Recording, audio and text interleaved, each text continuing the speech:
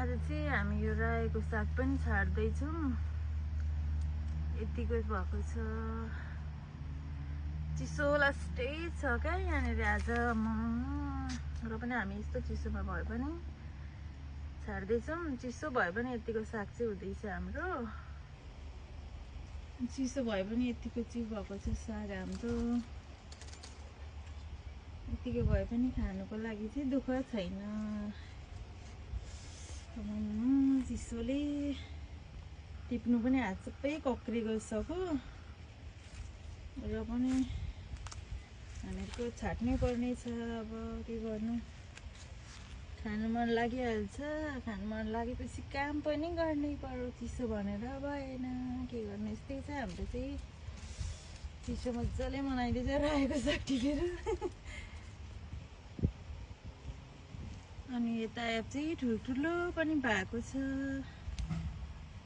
यता चाहिँ यतिको छ, ठुल्ठुलो झ्याङ छ। यहाँ चाहिँ कम्ती छ त ठुल्ठुलो छ। एक छाक मजाको हुन्छ सबै टिप्नु भने। एक छाक चाहिँ पुग्छ होला यहाँ चाहिँ। उता चाहिँ अघि देखाएको चाहिँ सबै बढ्यो भने चाहिँ धेरै छ। यता चाहिँ यति छ। यो चाहिँ खाइहाल्नको लागि काम दिन्छ। यति छ। यहाँ चाहिँ सानो ठाउँ भए पनि हुन्छ त जाडोमा। अब धेरै ठाउँमा त हुँदैन। यति नै हो हाम्रो चाहिँ। यहाँ चाहिँ हाम्रो यसरी बिरा गरेर भर्खर आउँदैछ। यता चाहिँ चिसोले गर्दाखेरि खोइ अब कतिको हुन्छ। यसरी बिराभित्र रोपेको छ यसरी। नभए यो सबै दाना खाइदिइहाल्छ त चराले। लथर्केले पनि खोस्रेर सबै सकिदिन्छ हाम्रो चाहिँ। त्यही भएर हाम्रो चाहिँ यसरी बेरा गरेको। अनि यस्तो छ सबै। अनि यसरी बेरा गरेर यो माथिबाट यो जालीले छोपिदिएपछि चाहिँ खाँदैन भनेर यस्तो बनाएको छ। यो चाहिँ बढेर पछिला हुन्छ होला अलिक पछिलाई। अनि यहाँको चाहिँ सहिले टिपिसक्यो हामीले। यतिको छ। यहाँको चाहिँ यसरी टिपेको छौँ हामीले।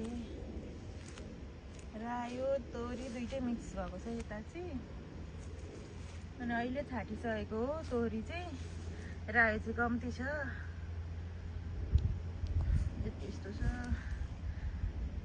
चिसोमा पनि खानु पाइन्छ हाम्रो चाहिँ। यतिको छ अहिले। अब अलिक दिनमा हिउँ परेपछि यो सबै सकिहाल्छ। तर रायो त अर्को पाइला नि हुन्छ यसरी राखेको छ भने। अलिक पछि पनि खान मिल्छ। हिउँ परे पनि मरिहाल्दो रहेन रहेछ। यस्तै छ हाम्रो। यो चाहिँ लसुन प्याजहरूको उयो छ।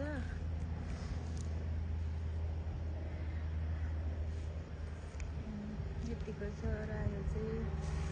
यता नि मसिनो मसिनै छ रायो चाहिँ। तोरी अघि टिपिसक्यौँ तोरी पनि। यस्तै छ। अघि यहाँ टिपेर मुठा नि पारेको छ। यो चाहिँ रायो। यता तोरी पनि छ। यतिको भएको छ हाम्रो चाहिँ। यति टिपेको छ।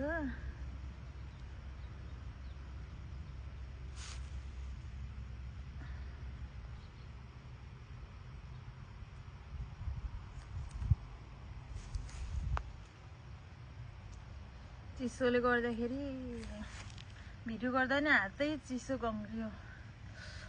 यस्तो भएको छ। आज फेरि लास्टै चिसो छ क्या यहाँनिर। हिउँ पर्न आँट्यो यस्तो भएको छ। अनि त्यही भएर हल्का यो चाहिँ छाँटिदिएको हामीले। यस्तै छ। अब आजको हाम्रो काम चाहिँ सक्यो। हाम्रो सागहरू पनि। यो चाहिँ अलिक पछिला हुन्छ कि हिउँ परिहालेन भने त खानु पाइन्छ नि। त्यो पनि हिउँ परिहाल्यो भने नि मर्नु त मर्दैन। रही पनि टिप्नु सकिँदैन चिसो धेरै भएर। त्यही भएर यस्तो छ। यो चाहिँ अघि टिपेको सागमा रहेको हुन्छ नि सुपहरू। तोरी रायो सबै मिक्स भएको। यो चाहिँ छाँटेर खाइहाल्ने एक छाक हो लास्टको। अनि धोएर रेडी गरेको अब पकाउनुलाई। यो चाहिँ एक छाक छ। यस्तै छ। अघि चिसोमा मजाले टिप्यो। यति नै हो। अब फेरि बढ्यो भने खानु पाइन्छ होला।